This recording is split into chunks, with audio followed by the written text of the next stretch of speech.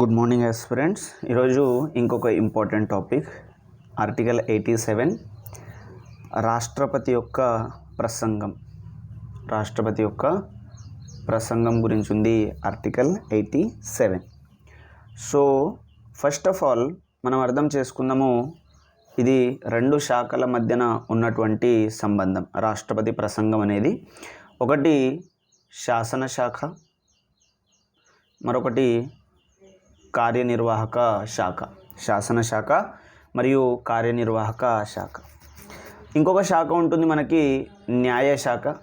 So న్యాయశాఖ అనేది independent కాబట్టి దీన్ని మనం పక్కన ఉంచుదాం. సో కార్యనిర్వాహక శాఖ శాసనశాఖకి మధ్యన ఉన్నటువంటి సంబంధము ఆర్టికల్ 87 కూడా మనకి చూపిస్తుంది. ఓకే, సో ఇంకా ఇతర ఆర్టికల్స్ ఉన్నవి, అవి కూడా కార్యనిర్వాహక మరియు శాసనశాఖ మధ్యన ఉన్నటువంటి సంబంధాన్ని చూపిస్తవి. ఉదాహరణకి ఆర్టికల్ 75. సో కొంచెం డీటెయిల్డ్గా అండ్ కొంచెం సబ్జెక్ట్ని కనెక్ట్ చేస్తూ చూద్దాం. రాష్ట్రపతి ప్రసంగం ఎందుకు చేస్తారు? సో శాసనశాఖ అనగా రాజ్యసభ మరియు లోక్సభ, ఈ రెండు సభలని కలిపి రాష్ట్రపతి ప్రసంగం చేస్తారు. Point number 1. సో రెండు సభల్ని టుగెదర్ కలిపి ప్రసంగం చేస్తారు. ఈ పాయింట్ని నోట్ చేయాలి. ప్రసంగం చేసేది ఎవరు అని అంటే రాష్ట్రపతి. రెండో పాయింట్ ఏ ఆర్టికల్ ప్రకారం అంటే ఆర్టికల్ 87 మూడో పాయింట్. మరి రాష్ట్రపతి ఎందుకు ప్రసంగం చేయాలి అని అంటే ఒక పాయింట్ని ఇంట్రడ్యూస్ చేస్తున్నాను నేను ఇక్కడ. ఏంటి ఆ పాయింట్ అని అంటే కలెక్టివ్ రెస్పాన్సిబిలిటీ అనేటువంటి పాయింట్. కలెక్టివ్ రెస్పాన్సిబిలిటీ అనేటువంటి పాయింట్ అంటే సామూహిక బాధ్యత. కలెక్టివ్ రెస్పాన్సిబిలిటీ అనగా సామూహిక బాధ్యత అని అంటాం. సో సామూహిక బాధ్యత అనే పాయింట్ మీకు చాలా బాగా తెలుసు. ఎందుకు అని అంటే మనము భారతదేశంలో ఎన్నుకున్నది పార్లమెంటరీ తరహా ప్రభుత్వం. భారతదేశంలో ఎన్నుకున్నది పార్లమెంటరీ తరహా ప్రభుత్వము, which is we have copied from the Britain. So బ్రిటన్లో కూడా పార్లమెంటరీ తరహా ప్రభుత్వం ఉంది. ఇంకొక పాయింట్ నోట్ చేయాలి, బ్రిటన్లో ఉన్నది ఉన్నట్టుగా మనం కాపీ చేయలేదు. సో మనము కొన్ని మార్పులు చేర్పులు చేసుకున్నాము. ఎనీహౌ ఆ మార్పులు చేర్పులు మీరు నేర్చుకోవాలి. సో పార్లమెంటరీ తరహా ప్రభుత్వాన్ని మనము ఏర్పాటు చేసుకున్నాము. సో ఇక్కడ చూడండి, పార్లమెంటరీ తరహా ప్రభుత్వం యొక్క ప్రిన్సిపల్ ఏంటి అని అంటే కార్యనిర్వాహక వ్యవస్థ మరియు శాసన నిర్వాహక వ్యవస్థ కలిసిమెలిసి పని చేస్తవి. కార్యనిర్వాహక వ్యవస్థ మరియు శాసన వ్యవస్థ కలిసిమెలిసి పని చేస్తవి. అనగా ఈ శాసన వ్యవస్థకి ఉన్నటువంటి డ్యూటీ ఏంటి అని అంటే లా మేకింగ్. శాసన వ్యవస్థకి ఉన్నటువంటి డ్యూటీ ఏంటి అని అంటే లా మేకింగ్, చట్టాలు తయారు చేయటము. కార్యనిర్వాహక వ్యవస్థకి ఉన్నటువంటి డ్యూటీ అని అంటే ఆ చట్టాలను అమలు చేయటము. సరే, ఏంటి లా మేకింగ్ అండ్ లా అమలు చేయటం? దీని మీనింగ్ ఏంటి అని అంటే నేను ఒక్క ఉదాహరణ తీసుకొని చెప్తున్నా. రైట్ టు ఎడ్యుకేషన్ యాక్ట్ 2009ని ఒకవేళ మనం తీసుకుంటే, so right to education act 2009 ఏం చెప్తుంది? అది పార్లమెంట్ చేసినటువంటి చట్టము. 6 నుంచి 14 ఇయర్స్ వరకు ఉన్నటువంటి పిల్లలకు ప్రైమరీ ఎడ్యుకేషన్ అంటే ప్రాథమిక విద్య, ఇది కూడా నోట్ చేయాలి. ప్రాథమిక విద్య మాత్రమే మనకి. ఇది ఆర్టికల్ 21A కూడా ఉంటుంది, fundamental right. So higher education fundamental right కాదు అని నోట్ చేయాలి. ఓకే, సో మొత్తం చుట్టూ తిరిగి లాస్ట్కి మనం రాష్ట్రపతి ప్రసంగం దగ్గరికి వచ్చి ఆపుతాము. Concept is important, very very క్లియర్గా వినండి. సో ప్రాథమిక విద్య మనకి విద్యా హక్కు అని చెప్పేసి రైట్ టు ఎడ్యుకేషన్ యాక్ట్ 2009 చట్టం తయారు చేస్తే, ఇప్పుడు ఈ చట్టాన్ని అమలు చేయాల్సినటువంటి బాధ్యత ఎవరికి ఉంటుంది? అమలు చేయాలి అని అంటే అర్థం ఏంటి? చట్ట రూపంలో ఉన్నదాన్ని లేదా లెటర్లో ఉన్నదాన్ని స్పిరిట్గా మార్చడం. అనగా చట్ట రూపంలో ఉన్నదాన్ని లేదా లిఖితంగా ఉన్నదాన్ని రియాలిటీలోకి మార్చడం. అంటే ఈ 6 నుంచి 14 ఇయర్స్ వరకు ఉన్న పిల్లలకి ఎడ్యుకేషన్ అందించడానికి చేసే ప్రయత్నమే మనం దాన్ని అమలు చేయటము అని చెప్పేసి అంటాం. సో ఎవరు అమలు చేయాలి అని అంటే కార్యనిర్వాహక వ్యవస్థ వాళ్ళు అమలు చేయాలి. ఎవరు అమలు చేయాలి? కార్యనిర్వాహక వ్యవస్థ వాళ్ళు అమలు చేయాలి. మరి కార్యనిర్వాహక వ్యవస్థలో ఎవరెవరు ఉన్నారు?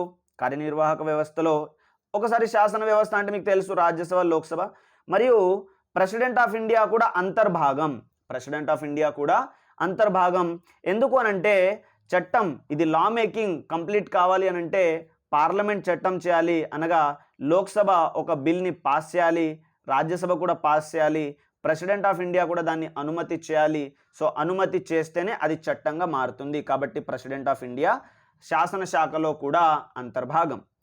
కార్యనిర్వాహక శాఖ ఉంది. మరి దీంట్లో ఎవరెవరు ఉన్నారు అని అంటే నోట్ చేయండి. President of India, vice president of India, prime minister, మంత్రి మండలి అంటే యూనియన్ కౌన్సిల్ ఆఫ్ మినిస్టర్స్ మరియు attorney general of India. Question can be asked, కేంద్ర కార్యనిర్వాహక వ్యవస్థలో ఈ కింది వానిలో ఉన్నవారు ఎవరు, లేదా కేంద్ర కార్యనిర్వాహక వ్యవస్థలో ఈ కింది వానిలో లేనివారు ఎవరు అని అడగొచ్చు. వెరీ వెరీ ఇంపార్టెంట్, నోట్ చేయాలి. సో మరి వీళ్ళ ఫంక్షన్స్ కూడా మనం ఒకసారి చూసుకుందాము. సో వీళ్ళ ఫంక్షన్స్ చూసుకుంటే వైస్ ప్రెసిడెంట్ రాజ్యసభకి చైర్మన్గా ఉంటారు. క్లియర్, రాజ్యసభకి వైస్ ప్రెసిడెంట్ చైర్మన్గా ఉంటారు. తర్వాత attorney general of India supreme court కావచ్చు, హైకోర్టులో కావచ్చు, కేంద్రానికి వ్యతిరేకంగా వచ్చినటువంటి కేసెస్లో వాదించడానికి ఇతను లాయర్ అన్నమాట. ఇతను ప్రభుత్వానికి తరపున వాదించడానికి ఇతను లాయర్. సో ఇప్పుడు పరిపాలనా బాధ్యత అనగా పార్లమెంట్ చేసినటువంటి చట్టాలు అన్నీయు మరియు రాజ్యాంగంలో ఉన్నటువంటి ప్రొవిజన్స్ అన్నీయు మరియు ప్రభుత్వం కార్యనిర్వాహక వ్యవస్థ కూడా కొన్ని స్కీమ్స్, తర్వాత ప్రోగ్రామ్స్, పాలసీస్ రూపొందించుకుంటుంది, వాటిని కూడా అమలు చేస్తారు.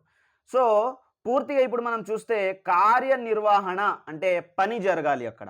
సో దేనికి సంబంధించిన పని జరగాలి అని అంటే భారతదేశానికి పరిపాలనకు సంబంధించినటువంటి పని జరగాలి. సో పరిపాలన సంబంధమైనటువంటి పని మొత్తం ఎవరు చేస్తారు అంటే కార్యనిర్వాహక వర్గం వాళ్ళు చేస్తారు. ఎవరు చేస్తారు? కార్యనిర్వాహక వర్గం వాళ్ళు చేస్తారు. సో మరి ఇక్కడ మనకు ఒక లా తయారైంది. ఏంటి ఆ లా? రైట్ టు ఎడ్యుకేషన్ యాక్ట్ తయారైంది. మనం ఎగ్జాంపుల్ తీసుకున్నాం. మరి ఈ రైట్ టు ఎడ్యుకేషన్ యాక్ట్ని ఎవరు అమలు చేయాలి అని అంటే ఇక్కడ చూడండి, కౌన్సిల్ ఆఫ్ మినిస్టర్స్. సో మంత్రి యొక్క మండలి ఉంటుంది. సో ఈ మండలిలో మినిస్ట్రీ ఆఫ్ ఎడ్యుకేషన్ కూడా ఉంటుంది. ఓకే, మినిస్ట్రీ ఆఫ్ ఎడ్యుకేషన్ కూడా ఉంటుంది. సో ఈ మినిస్ట్రీ ఆఫ్ ఎడ్యుకేషన్ వాళ్ళు ఈ పర్టికులర్ చట్టాన్ని అమలు చేస్తారు. అదే మాదిరిగా మహిళలకి సంబంధించిన చట్టాలు ministry of women and child development, వృద్ధులకు సంబంధించిన చట్టాలు పెన్షన్స్ అండ్ ఫ్యామిలీ వెల్ఫేర్, అదేవిధంగా పబ్లిక్ సర్వెంట్స్కి సంబంధించిన చట్టాలు ministry of personal and public grievances. Okay, so ఈ విధంగా తర్వాత బడ్జెట్కి సంబంధించిన చట్టాలు లేదా ట్యాక్స్కి సంబంధించిన చట్టాలు మినిస్ట్రీ ఆఫ్ ఫైనాన్స్. ఈ విధంగా కేర్ఫుల్గా అబ్జర్వ్ చేయండి. ఒక మంత్రి మండలి ఉంటుంది ప్రభుత్వ పరిపాలన చేయటానికి. మంత్రి మండలి ఉంటుంది ప్రభుత్వ పరిపాలన చేయడానికి. సో ఈ మంత్రి మండలికి హెడ్గా ప్రధానమంత్రి ఉంటారు. మంత్రి మండలికి హెడ్గా ప్రధానమంత్రి ఉంటారు. సో దీన్ని మనం కలెక్టివ్గా అనొచ్చు, దీన్నే కౌన్సిల్ ఆఫ్ మినిస్టర్స్ అని అనొచ్చు. ఓకే, ఆ కౌన్సిల్ ఆఫ్ మినిస్టర్లో భాగమే ప్రధానమంత్రి కూడా. ఓకే, సో మీకు తెలిసింది ఇప్పుడు మరి ప్రెసిడెంట్ ఎవరు అని అంటే కేర్ఫుల్గా వినండి. President is owner of this land. President is actually మనం ఓనర్, బట్ సమ్హౌ చూడండి మనము. So owner of this land, or we can say like this, he is the trustee. President is the trustee of this land. అంటే owner ఎవరు అని అంటే మనం, ప్రజలము. ఎవరు owners? ప్రజలము. అందుకే మనకి preamble we the people of India అనే పేరుతోటి స్టార్ట్ అవుతుంది. భారతదేశ ప్రజలమైన మేము అని చెప్పేసి స్టార్ట్ అవుతుంది. సో మనం ఓనర్స్. సో మన తరపున మన ప్రాపర్టీని మెయింటైన్ చేయడానికి ఒక పర్సన్ ఉండాలి. సో ఎవరైనా సరే ఒక ప్రాపర్టీని ఒక వ్యక్తి తరపున మేనేజ్ చేస్తే అతని ట్రస్టీ అని అంటాం. So president of India is the trustee of the people. President of India is the trustee of the people. So ఇక్కడ ఇంట్రడ్యూస్ చేస్తున్న చూడండి, మరి ఈ కార్యనిర్వాహక వ్యవస్థకి హెడ్ ఎవరు? కార్యనిర్వాహక వ్యవస్థకి హెడ్ ఎవరు అని అంటే president of India. Very very కేర్ఫుల్గా నోట్ చేయాలి. సో మరి ప్రెసిడెంట్ ఆఫ్ ఇండియా కార్యనిర్వహణకి హెడ్గా ఉన్నాడు. ఓకే, సో దీంట్లో ఒక ప్రభుత్వం ఏర్పడుతుంది. ప్రభుత్వం ఏర్పడి పరిపాలన మొత్తం కూడా చేస్తుంది. సో పరిపాలన అనేది కార్యనిర్వహణలో భాగం. పరిపాలన అనేది కార్యనిర్వహణలో భాగం. సో మరి ప్రభుత్వం ఏర్పడుతుంది. ప్రభుత్వం ఏర్పడి రాష్ట్రపతి తరపున పరిపాలన చేస్తారు. ఈ పాయింట్ని కేర్ఫుల్గా నోట్ చేయాలి. ప్రభుత్వం ఏర్పడి రాష్ట్రపతి తరపున పరిపాలన చేస్తారు. సో మరి ప్రభుత్వం అంటే ఎవరు అని అంటే council of ministers headed by prime minister. ప్రధానమంత్రి నేతృత్వంలో ఉన్నటువంటి మంత్రి మండలిని మనము ప్రభుత్వం అని అంటాం. సో ఇక్కడ చూడండి కేర్ఫుల్గా, prime minister council of ministers, attorney general, vice president, president of India. So వీళ్ళందరినీ కలిపి మనం కార్యనిర్వాహక వ్యవస్థ అంటున్నాము. సో మరి ఈ కార్యనిర్వాహక వ్యవస్థకి హెడ్ ఎవరు అంటే రాష్ట్రపతి. సో దాంట్లో రాష్ట్రపతికి హెల్ప్ చేయడానికి, రాష్ట్రపతి తరపున పరిపాలన చేయడానికి, ఎందుకంటే మనది పార్లమెంటరీ తరహా ప్రభుత్వం, రాష్ట్రపతి కేవలం నామమాత్రంగా ఉంటారు, రాష్ట్రపతి కేవలం సింబాలిక్ హెడ్గా ఉంటారు. కావున రాష్ట్రపతి తరపున పరిపాలన చేయడానికి ప్రధానమంత్రి మరియు మంత్రిమండలి ఉంటుంది. ఓకే, సో మరి ప్రధానమంత్రి మరియు మంత్రిమండలి రాష్ట్రపతి తరపున పరిపాలన చేస్తున్నారు అండ్ వాళ్ళు ఒక ప్రభుత్వాన్ని ఏర్పాటు చేస్తున్నారు. ప్రభుత్వము అనగా మంత్రిమండలి headed by prime minister. So ఇప్పుడు క్వశ్చన్ ఈజ్, ప్రభుత్వానికి హెడ్ ఎవరు అని అంటే అది ప్రధానమంత్రి. ప్రభుత్వానికి హెడ్ ప్రధానమంత్రి, కార్యనిర్వాహక వ్యవస్థకి హెడ్ ప్రెసిడెంట్ ఆఫ్ ఇండియా. అయితే నేను ఇక్కడ ఇంకొక పాయింట్ కూడా చెప్పిన, ఏమని, we are the owner of the land, మనము ఈ ల్యాండ్ యొక్క ఓనర్స్ని, అవునా. సో ఈ ల్యాండ్, మనము ఈ ల్యాండ్ యొక్క ఓనర్స్వి కాబట్టి ఇట్లా తీసుకుందాము. లెట్సే ఇది భారతదేశం అనేటువంటి ఒక వృక్షం, దీనికి మనం 3 బ్రాంచెస్గా డివైడ్ చేసుకుంటున్నాం. ఓకే, సో దీన్ని మనము 3 బ్రాంచెస్గా డివైడ్ చేసుకుంటున్నాము.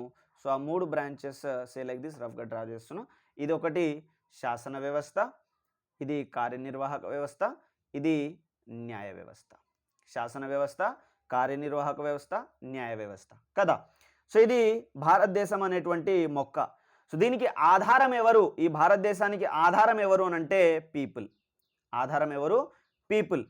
సో ఈ పూర్తి భారతదేశాన్ని ఇప్పుడు మనము స్టేట్ అని అంటున్నాము. సో ఇప్పుడు మనం ఫిజిక్స్ కూడా మీరు గుర్తు తెచ్చుకుంటే ఏదైనా ఒక పర్టికులర్ ఫామ్ని స్టేట్ అని చెప్పేసి అంటాం.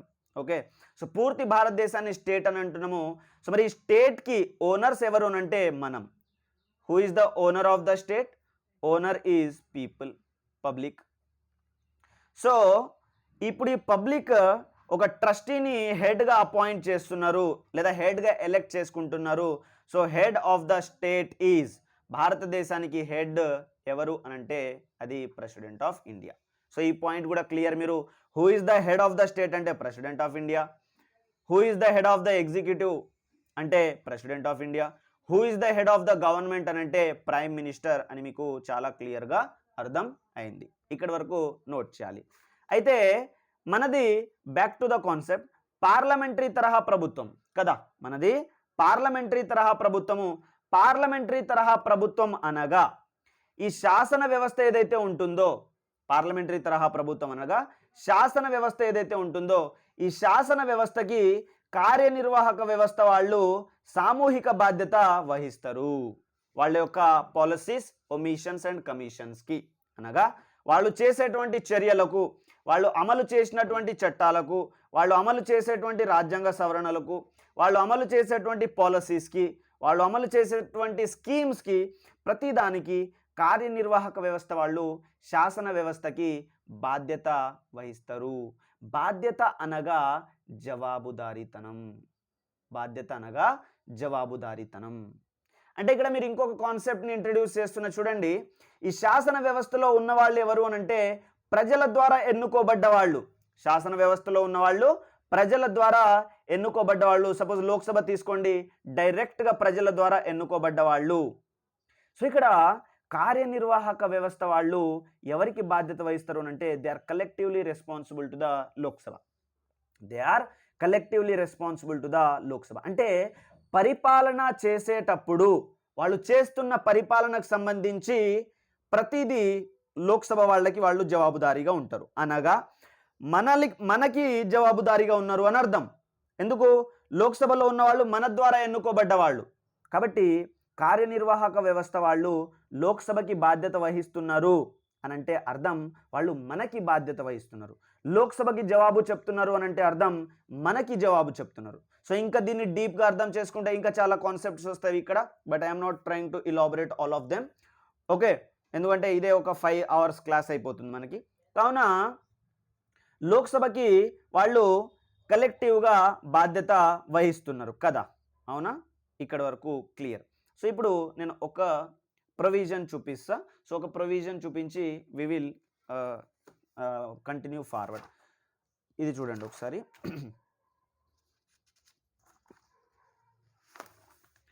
సో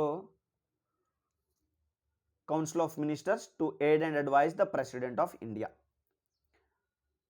ఏమంటున్నారు అంటే there shall be a council of ministers with the prime minister at the head to aid and advise the president, who shall in the exercise of his functions act in accordance with such advice, provided that the president may require the council of ministers to reconsider such advice either generally or otherwise, and the president shall act in accordance with the advice tendered after such reconsideration. And the question whether any, and if so what, advice was tendered by the ministers to the president shall not be inquired into in any court. So ఇక్కడ ఒక పాయింట్ని note చేయండి మీరు, the council of ministers to aid and advise the president అని అంటున్నాడు. Okay, so దీన్ని ఒక చిన్న ఎలాబరేషన్ ఇస్తున్నా చూడండి. ఆర్టికల్ 74 అది, ఆర్టికల్ 74 అది. సో తెలియని వాళ్ళు కూడా మళ్ళీ నేర్చుకోండి, it will work as a revision also. So 74 ప్రకారము, 1 minute ప్లీజ్. సో 74 ప్రకారం ఏమంటున్నారు అని అంటే కౌన్సిల్ ఆఫ్ మినిస్టర్స్ ఉండాలి, మంత్రిమండలి ఉండాలి, to aid and advise the president of India అని అంటున్నారు. సో ఇక్కడ ఎయిడ్ అనే ఒక వర్డ్ని తీసుకుంటున్నా నేను, అడ్వైస్ అనే వర్డ్ని పక్కన పెట్టేస్తున్నా. సో ఏం ఎయిడ్ చేయాలి వీళ్ళు అని అంటే ప్రెసిడెంట్కి పరిపాలనలో ఎయిడ్ చేయాలి, ప్రెసిడెంట్కి పరిపాలనలో ఎయిడ్ చేయాలి అనగా సహాయం. సో పరిపాలనలో సహాయం చేయాలి. ఎలా సహాయం చేస్తారు పరిపాలనలో అంటే చూడండి, ఇక్కడ పార్లమెంట్ చట్టాలు తయారు చేస్తుంది. పార్లమెంట్ చేస్తున్నటువంటి చట్టాలకి మంత్రిమండలి మొత్తం ఏం చేస్తుంది అని అంటే పరిపాలన చేస్తుంది, అనగా వీళ్ళు చేసినటువంటి చట్టాలు మొత్తం వీళ్ళు అమలు చేస్తున్నారు. అంటే పార్లమెంట్ చేసినటువంటి చట్టాలన్నింటినీ కూడా మంత్రిమండలి అమలు చేస్తున్నారు. సో ఈ విధంగా ఈ మంత్రిమండలి అనేది రాష్ట్రపతికి సహాయం చేస్తున్నారు. ఎట్లా సహాయం చేస్తున్నారు అని అంటే మంత్రులందరూ వివిధ శాఖలుగా విభజన చెంది సంబంధించినటువంటి శాఖ వాళ్ళు సంబంధించినటువంటి చట్టాలను అమలు చేస్తూ ప్రజలకు సేవలు అందిస్తూ పరిపాలన నడిపిస్తూ రాష్ట్రపతికి ఈ విధంగా సహాయం చేస్తున్నారు. సో దీని అర్థం ఏమిటి అని అంటే కార్యనిర్వాహక వ్యవస్థ యొక్క లేదా కార్యనిర్వాహక అధికారాలు ఏవైతే ఉన్నాయో ఆ కార్యనిర్వాహక అధికారాలన్నీ కూడా రాష్ట్రపతి చేతిలో ఉన్నవి అని అర్థం. కార్యనిర్వాహక అధికారాలన్నీ కూడా రాష్ట్రపతి యొక్క చేతిలో ఉన్నవి అని అర్థం. సో అది కూడా చూపిస్తా, ఒకసారి చూడండి.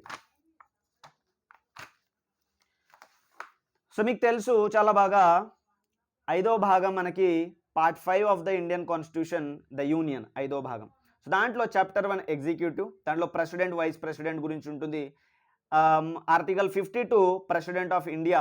సో ఏమంటుందంటే there shall be president of India అని అంటుంది.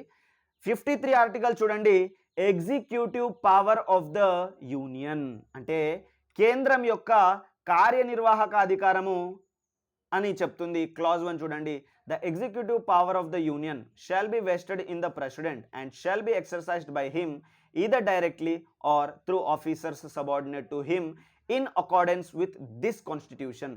సో ఏమంటున్నారు ఇక్కడ అనంటే మీరు క్యాచ్ చేయాల్సినటువంటి పాయింట్స్ 53 ప్రకారము, ఆర్టికల్ 53 ప్రకారము కేంద్ర కార్యనిర్వాహక వ్యవస్థ, చాలా చాలా ఇంపార్టెంట్, కేంద్ర కార్యనిర్వాహక వ్యవస్థ లేదా కేంద్ర కార్యనిర్వాహక అధికారాలు ఎవరి చేతిలో ఉన్నవి అని అంటే అది ప్రెసిడెంట్ ఆఫ్ ఇండియా చేతిలో ఉన్నవి. మరి ఆయన ఎట్లా చేయాలి, మరి కార్యనిర్వహణ ఎట్లా చేయాలి అంటే either directly or officers subordinate to him. So ఆయన నేరుగా అయినా పరిపాలన చేయవచ్చు లేదా అతని సబార్డినేట్ ఆఫీసర్స్ ద్వారా అయినా పరిపాలన చేయవచ్చు. అతను నేరుగా అయినా పరిపాలన చేయవచ్చు, అతని సబార్డినేట్ ఆఫీసర్స్ ద్వారా అయినా పరిపాలన చేయవచ్చు. అయితే ఎక్కడైతే ఈయన హెడ్ ఆఫ్ ద స్టేట్ కదా, ఓకే, ఈయన హెడ్ ఆఫ్ ద స్టేట్.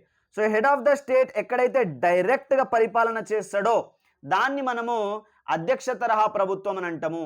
ఎక్కడైతే హెడ్ ఆఫ్ ద స్టేట్ డైరెక్ట్గా పరిపాలన చేస్తాడో దాన్ని అధ్యక్ష తరహా ప్రభుత్వం అంటాము.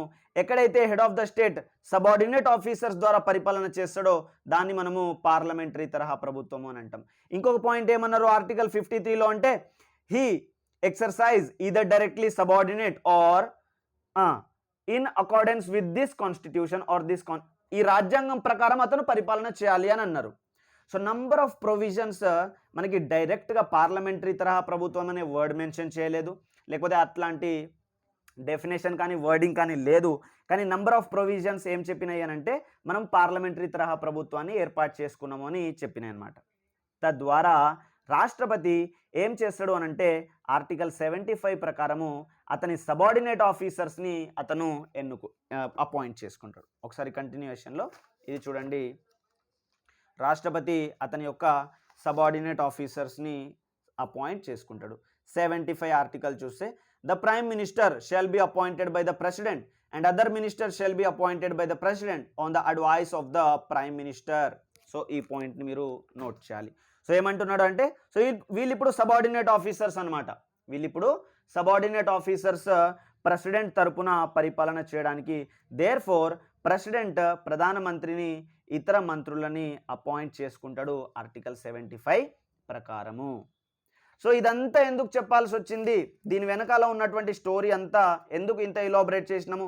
ఆర్టికల్ 87 అంటే సింపుల్గా ఒక 5 వాక్యాలు లేదా 5 వర్డ్స్ చెప్పి ఖతం చేయవచ్చు. కానీ ఇది ఇంపార్టెంట్. ఒకవేళ చాలామందికి ఈ కాన్సెప్ట్ క్లియర్ ఉన్నా లేకున్నా క్లియర్ అవుతుంది అని చెప్పేసి ఇంట్రడ్యూస్ చేసిన. సో చూడండి, నా ఈ స్టోరీ అంతా విన్న తర్వాత మీరు అర్థం చేసుకోవాల్సినటువంటి పాయింట్ ఏంటి అని అంటే కార్యనిర్వాహక వ్యవస్థ వాళ్ళు శాసన నిర్వాహక వ్యవస్థ వాళ్ళకి జవాబుదారీగా ఉండాలి. Point number 1. సో ఇట్లా జవాబుదారీగా ఉండడం కోసం సెషన్స్ జరుగుతవి. జవాబుదారీగా ఉండడం కోసం మళ్ళీ సమావేశాల దిక్కుపోతే మళ్ళీ ఇది ఒక 10 hours క్లాస్ అయిపోతుంది. సో సమావేశాలు జరుగుతవి. రాజ్యాంగం ప్రకారం 2 జరగాలి ఖచ్చితంగా, కానీ మనం సాధారణంగా 3 సమావేశాలు జరుపుకుంటున్నాము. సో ఈ సమావేశాలలో కార్యనిర్వాహక వ్యవస్థకు సంబంధించినటువంటి మినిస్టర్స్ ఇంక్లూడింగ్ ప్రైమ్ మినిస్టర్ శాసన వ్యవస్థలోకి వెళ్ళి కూర్చుంటారు. అట్లా కూర్చున్నప్పుడు ఈ శాసన వ్యవస్థలో ఉన్న వాళ్ళు క్వశ్చన్ చేస్తారు అండ్ వీళ్ళు ఆన్సర్ చేయాలి. సపోజ్ ఇప్పుడు భారతదేశంలో ఎగ్జామ్స్కి సంబంధించినటువంటి డ్యూటీ మొత్తం కూడా మినిస్ట్రీ ఆఫ్ ఎడ్యుకేషన్ది. ఎగ్జామ్కి సంబంధించిన డ్యూటీస్ అన్నీ కూడా మినిస్ట్రీ ఆఫ్ ఎడ్యుకేషన్కి సంబంధించింది. అయితే ఇప్పుడు పేపర్ లీక్స్ జరిగినాయి అని అనుకుందాం. ఈ పేపర్ లీక్ ఇష్యూస్ అన్నీ కూడా మినిస్ట్రీ ఆఫ్ ఎడ్యుకేషన్ వాళ్ళు బాధ్యత వహించాల్సింది. సో ఇప్పుడు శాసనసభలో అనగా లోక్సభలో కావచ్చు రాజ్యసభలో కావచ్చు క్వశ్చన్ చేస్తారు మినిస్ట్రీ ఆఫ్ ఎడ్యుకేషన్. ఏమని అడుగుతారు అని అంటే, అయ్యా మినిస్ట్రీ ఆఫ్ ఎడ్యుకేషన్ మరి పేపర్ లీక్స్ జరుగుతున్నవి, పిల్లలు ఇబ్బంది పడుతున్నారు, ఎగ్జామ్స్ కరెక్ట్ జరగట్లేదు, మరి మీరేం చేస్తున్నారు, ఎటువంటి ఆప్షన్స్ని మీరు చూస్ చేస్తున్నారు, ఎటువంటి చర్యలు తీసుకుంటున్నారు అని క్వశ్చన్ చేస్తే అప్పుడు వీళ్ళు పోయి సమాధానాలు ఇస్తారు ఇక్కడ. సో మళ్ళీ మీరు కొంచెం కేర్ఫుల్గా నోట్ చేస్తే వీళ్ళు సపరేట్ ఏం కాదు. లోక్సభలో ఎవరికైతే మెజారిటీ ఉంటుందో వాళ్ళే ప్రభుత్వాన్ని కూడా నడిపిస్తున్నారు అని మీకు ఆల్రెడీ తెలుసు. ఓకే, సో అది ఒకటి కూడా నోట్ చేయాలి. సో ఈ విధంగా మంత్రులందరూ కూడా సమావేశాలు జరుగుతవి. అప్పుడు వాళ్ళు క్వశ్చన్ చేస్తారు, వీళ్ళు ఆన్సర్స్ చేస్తారు. ఈ విధంగా జవాబుదారీ అనేది తెలుపబడుతుంది. సో ఇంకొక సందర్భం ఉంది, ఎప్పుడు ప్రభుత్వం యొక్క జవాబుదారీతనం తెలుపబడుతుంది అని అంటే అది ఇప్పుడు వస్తుంది మన సందర్భం ఆర్టికల్ 87 ప్రకారం. ఇప్పుడు నోట్ చేయండి, ప్రెసిడెంట్ ఆఫ్ ఇండియా డైరెక్ట్గా వెళ్ళి లోక్సభ మరియు రాజ్యసభ రెండింటిని కూర్చోబెట్టి ప్రసంగం చేస్తారు. మరి ఏమని ప్రసంగం చేస్తారు అని అంటే ఇప్పుడు మీకు ఆల్రెడీ ఇంట్రడ్యూస్ చేసిన ఏమని ఆర్టికల్ 53 ప్రకారము కార్యనిర్వాహక అధికారాలన్నీ రాష్ట్రపతికి ఉన్నవి. సో రాష్ట్రపతి అతని సబార్డినేట్ ఆఫీసర్స్ ద్వారా పరిపాలన చేస్తారు, అవునా? సో ఈ సబార్డినేట్ ఆఫీసర్స్ ఎవరు అంటే ప్రధానమంత్రి మరియు మంత్రి మండలి. సో ఈ రాష్ట్రపతి ప్రసంగం అనేది ఆర్టికల్ 87 ప్రకారము రాష్ట్రపతి నేరుగా వెళ్ళి ప్రధానమంత్రి మరియు మంత్రి మండలికి సపోర్ట్గా మంత్రిమండలికి సపోర్ట్గా సభలకి చెప్తాడు అనమాట. ఏమని చెప్తాడు అని అంటే నా ప్రభుత్వం మై గవర్నమెంట్ అని చెప్తాడు అనమాట. So my government so and so పనులు చేయబోతున్నది, గతంలో సో అండ్ సో పనులు చేసింది, నా ప్రభుత్వం యొక్క అచీవ్మెంట్స్ ఇది, నా ప్రభుత్వం అచీవ్ చేయడానికి ప్లాన్ చేసేది ఇది, సో ఇక్కడ నోట్ చేయాలి, ఇక్కడ మై గవర్నమెంట్ అని అన్నంత మాత్రాన మళ్ళీ ఒకవేళ కన్ఫ్యూజ్ అయ్యి హెడ్ ఆఫ్ ద గవర్నమెంట్ ఎవరు అని అంటే ప్రెసిడెంట్ అని చెప్పారు. Head of the government is prime మినిస్టరే. కానీ ఆ ప్రైమ్ మినిస్టర్ కూడా ఎవరి తరపున పనిచేస్తున్నాడు అంటే ప్రెసిడెంట్ తరపున పనిచేస్తున్నాడు. ప్రెసిడెంట్ కోసం అనగా ప్రజల కోసం ప్రెసిడెంట్ తరపున పరిపాలన చేస్తున్నాడు కదా. కాబట్టి ఇక్కడ నా గవర్నమెంట్ అది చేయబోతుంది ఇది చేయబోతుంది అని చెప్పేసి చెప్తాడు అనమాట. అంటే గవర్నమెంట్కి సపోర్ట్గా ప్రెసిడెంట్ వెళ్ళి సభల్లో అనగా శాసనసభల్లో చర్చించేటువంటి విధానం ఏదైతే ఉందో దాన్నే మనము రాష్ట్రపతి యొక్క ప్రసంగము అని చెప్పేసి అంటాం. అయ్యా మరి రాష్ట్రపతి ఎప్పుడెప్పుడు ప్రసంగం చేస్తాడు అని అంటే ఆర్టికల్ 87 ప్రకారము 2 సందర్భాలు ఉంటవి రాష్ట్రపతి ప్రసంగం చేసేవి. ఓకే, సో రాష్ట్రపతి ప్రసంగం చేసేవి ఆర్టికల్ 87 ప్రకారము 2 సందర్భాలు ఉంటవి. ఒకటి ఎవ్రీ ఇయర్, ఇంకొకటి ఆఫ్టర్ ఎవ్రీ జనరల్ ఎలక్షన్. 2 సందర్భాలు, ఒకటి ప్రతి సంవత్సరం రాష్ట్రపతి ప్రసంగంతో ప్రారంభమవుతుంది, మరియు ఎవ్రీ జనరల్ ఎలక్షన్స్. ప్రతి సంవత్సరం అంటే మనం జరుపుకుంటున్నట్టు మనం ఇన్ ద సెన్స్ మన స్టూడెంట్స్ మన పిల్లలు న్యూ ఇయర్ సెలబ్రేట్ చేసుకుంటున్నప్పుడు new year happy new year అని చెప్పేసి అట్లేం కాదు. సో మనకి ఫిబ్రవరి ఆ టైంలో ఏం జరుగుతుంది, బడ్జెట్ సెషన్ స్టార్ట్ అవుతుంది. సో బడ్జెట్ సెషన్ అనేది రాష్ట్రపతి యొక్క ప్రసంగంతో స్టార్ట్ అవుతుంది. చెప్పే అర్థం ఏమిటి అని అంటే ప్రతి సంవత్సరం సమావేశాలు స్టార్ట్ అవుతాయి కాబట్టి ఆ సంవత్సరంలో స్టార్ట్ అయ్యేటువంటి మొట్టమొదటి సమావేశము రాష్ట్రపతి యొక్క ప్రసంగంతో జరుగుతుంది. సపోజ్ ఇప్పుడు మనం తీసుకుందాము 2024 ఆల్మోస్ట్ అయిపోవడానికి వచ్చింది. సో 2025 తీసుకుందాం. సో 2025లో ఫిబ్రవరిలో ఒక సమావేశం ఫిబ్రవరిలో స్టార్ట్ అవుతుంది. సో ఇక్కడ రాష్ట్రపతి ప్రసంగం చేసి స్టార్ట్ చేస్తాడు అనమాట. సో మళ్ళీ ఫిబ్రవరి తర్వాత మళ్ళీ 2 సమావేశాలు జరుగుతాయి కదా. సో వాటికి రాష్ట్రపతి ప్రసంగం అవసరం లేదు. అంటే సంవత్సరానికి ఒక్కసారి, అది కూడా సెషన్ స్టార్ట్ అయ్యేటప్పుడు రాష్ట్రపతి ప్రసంగం చేసి సెషన్ని స్టార్ట్ చేస్తారు. ఓకే, సో ఏం చెప్తారు అని అంటే మై గవర్నమెంట్. సో ఇప్పుడు 2025 సంవత్సరం మొత్తానికి సంబంధించి my government is planning to achieve so and such. So ఇది చేయబోతుంది, అది చేయబోతుంది, అది చేస్తుంది, ఇది చేస్తుంది. సో గతంలో ఇది చేసినాము అని చెప్తారు. రెండో సందర్భము ఆఫ్టర్ ఎవ్రీ జనరల్ ఎలక్షన్. అంటే very common sense. General elections అయిన తర్వాత కొత్తగా ప్రభుత్వం ఏర్పడుతుంది, కొత్త ప్రధానమంత్రి వస్తారు, కొత్త మంత్రిమండలి వస్తుంది. సో రాష్ట్రపతి అప్పుడే ఫ్రెష్గా అపాయింట్ చేసుకొచ్చి పట్టుకొస్తాడు అనమాట, సభల్లోకి పట్టుకొచ్చి. So these are the great personalities I have appointed for the prime ministership and ministership. So మంత్రిమండలికి మరియు ప్రధానమంత్రిగా ఈ గొప్ప వ్యక్తుల్ని నేను అపాయింట్ చేసిన. సో వీళ్ళు నా ప్రభుత్వం తదుపరి ఇది చేయబోతుంది, సో ఈ రకమైన కార్యక్రమాలు చేయబోతుంది అని చెప్పేసి ఇంట్రడ్యూస్ చేయడం జరుగుతుంది. సో ఇవి 2 సందర్భాలు wear the president is speaking. So president ఈ 2 సందర్భాలలో మాట్లాడతాడు అనమాట. ఒక పాయింట్ నోట్ చేయాలి, గతంలో ఇది ఎవ్రీ ఇయర్ది ఉంది కదా, ఈ పాయింట్ని నోట్ చేయండి. సో గతంలో ప్రతి సెషన్ రాష్ట్రపతి యొక్క ప్రసంగంతో ప్రారంభమయ్యేది. కానీ అక్కర్లేదయ్యా, ఎందుకు అంత రచ్చ, సంవత్సరంలో ఒకసారి మాట్లాడితే సరిపోతుంది, గవర్నమెంట్ యొక్క ప్లాన్. సో ఇదంతా ఏంటి, రాష్ట్రపతి ప్రసంగంలో ఏముంటాయి మొత్తము ఐడియా ఉందా ఎవరికైనా? సో మొత్తము ప్రభుత్వం యొక్క విధానాలు, ప్రభుత్వం యొక్క ప్రణాళిక, ప్రభుత్వం చేసే పనులు, ప్రభుత్వానికి సంబంధించిన అచీవ్మెంట్స్ అవే ఉంటాయి. సో కాబట్టి సంవత్సరానికి ఒకసారి మాట్లాడుకుంటే సరిపోతుంది. లైక్ మనం సంవత్సరానికి ఒకసారి బడ్జెట్ పాస్ చేసుకున్నట్టు సంవత్సరానికి ఒకసారి చర్చించుకుంటే సరిపోతుంది, లేదా సంవత్సరానికి ఒకసారి మాట్లాడుకుంటే సరిపోతుంది అని చెప్పేసి 1951లో 1వ రాజ్యాంగ సవరణ ద్వారా ప్రతి సెషన్కి రాష్ట్రపతి స్పీచ్ ఇచ్చేటువంటి ప్రొవిజన్ని తీసేసినారు. రాష్ట్రపతి స్పీచ్ ఇచ్చేటువంటి ప్రొవిజన్ని తీసేసినారు.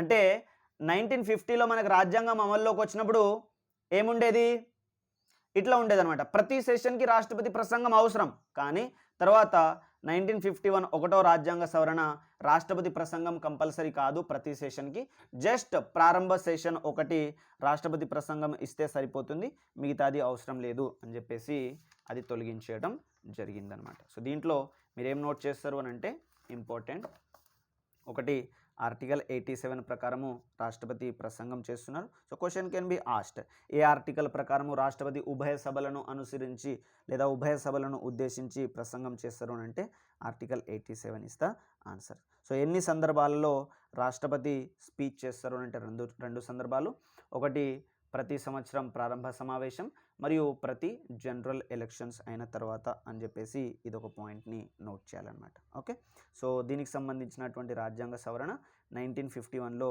మొదటి రాజ్యాంగ సవరణ ఒకటి దీనికోసం జరిగింది అని నోట్ చేయాలి. సో రాష్ట్రపతి స్పీచ్ వెనకాల ఉన్నటువంటి పరమార్థం ఏంటి అని అంటే ప్రభుత్వానికి సంబంధించినటువంటి ప్రణాళికలు మరియు ప్రభుత్వానికి సంబంధించినటువంటి విధానాలు శాసన వ్యవస్థకు తెలియచెప్పడం. సో ఇది మరొక రకంగా ప్రభుత్వం బాధ్యతాయుతంగా ఉండడానికి నిర్ధారణ చేస్తుందన్నమాట. ఓకే, సో ఇది ఇంపార్టెంట్. ఇంకొక పాయింట్ని నోట్ చేయవచ్చు. సో ప్రెసిడెంట్ ఆఫ్ ఇండియా మాట్లాడే ప్రతి మాట కూడా మినిస్ట్రీ కౌన్సిల్ ఆఫ్ మినిస్టర్స్ తయారు చేసిందే మాట్లాడుతుంది అనమాట. సో వాళ్ళు తయారు చేసి, ఎందుకంటే పరిపాలన చేసింది వాళ్లే కదా, సో వాళ్ళకి తెలుస్తుంది వాళ్ళు ఏం అచీవ్ చేసినారు, ఏం చేయబోతున్నారు అనేది. కాబట్టి ఈ రాష్ట్రపతి యొక్క స్పీచ్ మంత్రిమండలి లేదా ప్రైమ్ మినిస్టర్ అంటే మంత్రిమండలియే తయారు చేస్తుంది, కౌన్సిల్ ఆఫ్ మినిస్టర్. సో వాళ్ళు తయారు చేసినట్లుగానే రాష్ట్రపతి అక్కడ స్పీచ్ ఇవ్వటము జరుగుతుందన్నమాట. ఓకే, సో ఇంకా ఎవరికైనా క్వశ్చన్ ఉంటే ఇక్కడ ఉండొచ్చు. ఆర్టికల్ 86 కూడా రాష్ట్రపతి యొక్క ప్రసంగానికి సంబంధించింది. ఇదంతా ఇంపార్టెంట్ ఏమీ కాదు, but still you can look at that. So ఈ రాష్ట్రపతి యాక్చువల్గా ఇది ప్రసంగం కాదు. సో చాలామంది టీచర్స్ అంటారు ఇది కూడా రాష్ట్రపతి ప్రసంగం అని, కానీ ఇది రాష్ట్రపతి ప్రసంగం కాదు. ఎందుకు ఈ కన్ఫ్యూజన్ ఉందంటే రాష్ట్రపతి నేరుగా ఏదైనా మెసేజ్ పంపించవచ్చు. మెసేజ్ అనగా ఏదైనా సందేశాలు పంపించవచ్చు. అంటే అతను రాష్ట్రపతి హౌస్లో ఉండి సందేశాలు పంపించవచ్చు, లేదా డైరెక్ట్గా అయినా వెళ్ళవచ్చు. ఓకే, కానీ 86, 87 రెండు సేమ్ కాదు. ఓకే, 87 ప్రకారం స్వయంగా అతను లేదా ఆమె రాష్ట్రపతిగా ఉన్న వ్యక్తి స్వయంగా సభలోకి వెళ్ళి ప్రసంగం చేస్తారు. బట్ 86 ప్రకారము స్వయంగా సభలోకి వెళ్ళి ప్రసంగం చేయాల్సినటువంటి అవసరం లేదు. ఎక్కడైనా సరే రాష్ట్రపతి ఆఫీస్లో అయినా ఎక్కడైనా కూర్చొని సందేశాలు పంపించవచ్చు.